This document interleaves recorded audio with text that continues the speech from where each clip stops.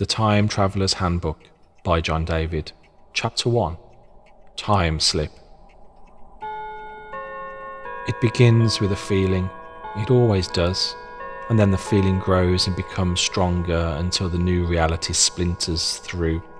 It takes hold like a shaft of light cutting through the darkness.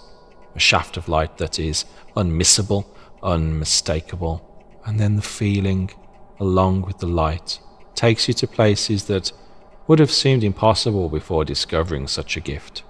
And what is a gift, if not something to be given and something to behold? It seemed random at first, the slip, the skating between timescapes that feels so good and that becomes the au fait all too soon, and that becomes the only bliss that one would ever chase, chasing the ecstasies across dimensions and rifts through time and space. It feels like a honey trap, though, this kind of ultra-cosmic episode.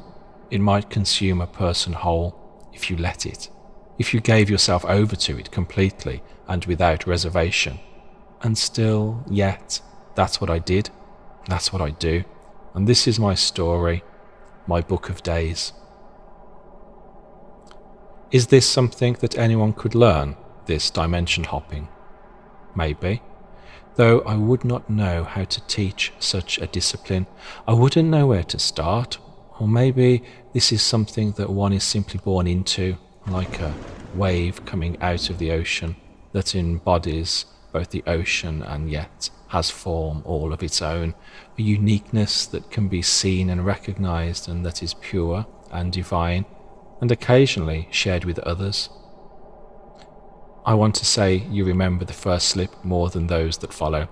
It would seem a logical thing to say, but in truth and in practice, each slip is just as memorable as the last. There is no sliding scale regarding this quantum slip sliding.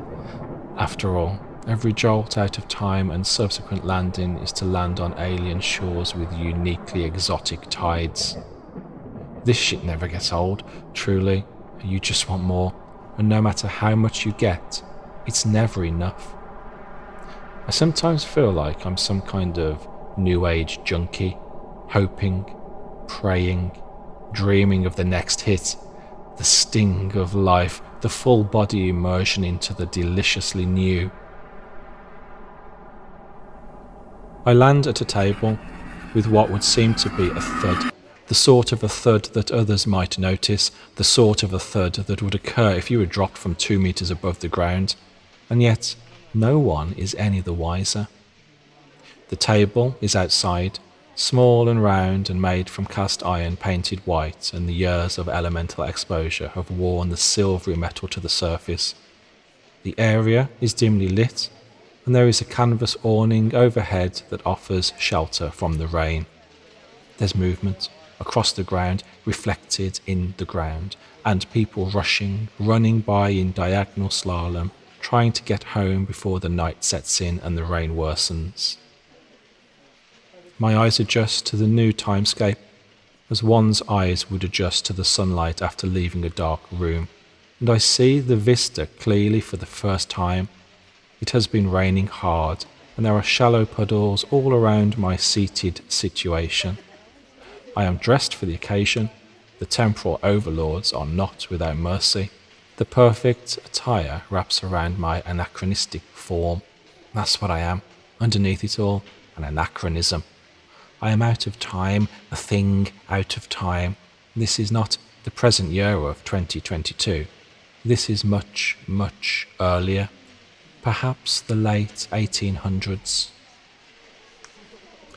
You may very well ask at this point why I'm not freaking out around about now. Perhaps I should take a moment to explain. I have had similar experiences in training sessions, too many to count. The higher frequency beings contacted me a long time ago in relation to my current spiritual work. It's been years now. I was still quite young at the time, 26 or 27. They are my guides, the HFBs, and the journey that followed was quite the jump into the surreal, in at the deep end, you could say.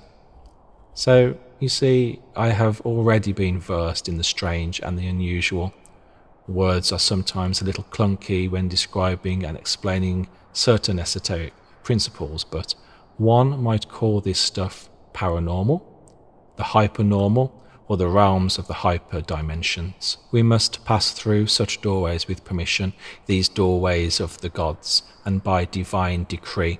We are invited into such cosmic arenas by the loftiest of hosts, and I will explain more about my strange work as these days unfold, and as I document them, and as the analog black ink glides upon the parchment through sharp metal nib.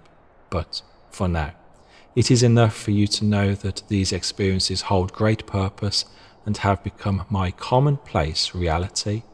To be hardwired in the physical to many different and separate points in time, to experience these moments in the real and in the physical, not in some distant sensation accessed in some half-perfected meditational state, but as real as you're experiencing holding this book, reading these words, lying on your couch, or in whatever incarnation you are experiencing your present moment reality.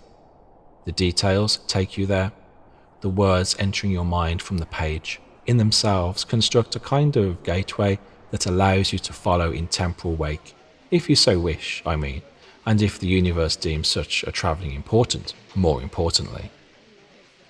I am perfectly dry under the cafe awning. The rain is drenching the courtyard alley, but there is little wind. There's no sideways bluster.